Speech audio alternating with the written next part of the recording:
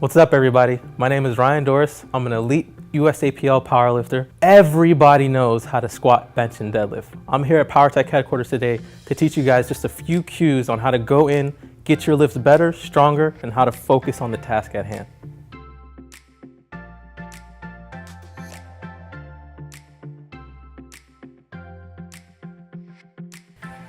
Deadlift. First things first, more important than anything, our shoe wear. A proper deadlift needs a hard-soled shoe.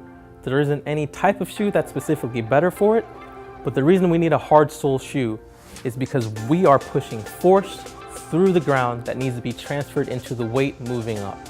With a soft shoe, a running shoe absorbs our force into the ground, and it would be the same as you trying to jump off of a mattress. A deadlift is tricky because it doesn't have the eccentric and concentric movement. We're only moving the bar up, so it's sloppy and easy to have in between reps and setups that have no type of composure whatsoever. What we want to do when we set up on a deadlift, we want to just very softly walk up to the bar, leaving our feet at about our shoulders width, and we want to make sure our shins touch the bar. The reason why we need to make sure that this bar makes contact is the same principle of center of mass. We want to make sure that the weight is over the middle of our body when we're going through this movement. Once our foot position is set, the next thing that we want to do is simply think of your upper body as an elevator. You don't want to bend forward and grab the weight. You want to try to lower yourself to the weight as upright as possible. Lower yourself with your hands at your side, and when your hands make contact with the bar, stop there. Don't go any lower. There's no need to go any lower. Once we have our foot position set, you want to simply think of your upper body as an elevator. You want to stay as upright as possible as opposed to totally bending over and just grabbing the bar. So what we want to do, we want to slowly lower ourselves down by breaking our hips and slowly going down with our arms at our side until our hands make contact with the bar.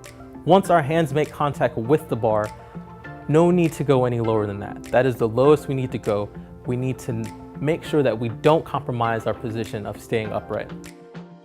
In this example, you'll see I use what's called a mixed grip. A mixed grip is one hand facing forward, the other palm facing the other way. You can do a hook grip, you can do a double hand over grip. Grab the thing however you feel strongest.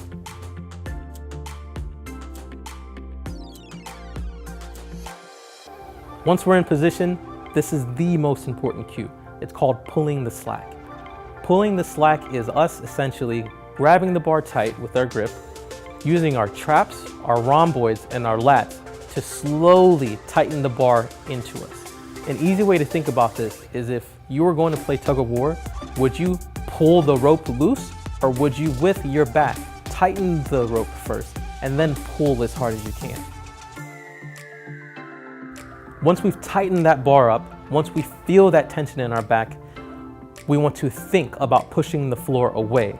A common mistake in deadlift is that people squat the bar up. This is not a squat. A squat is a squat. A deadlift is a hinge. If you were to jump straight up in the air, your knees and your hips would lock at the same time. We want to mimic that same jumping motion in our deadlift, which is essentially pushing the floor away from us.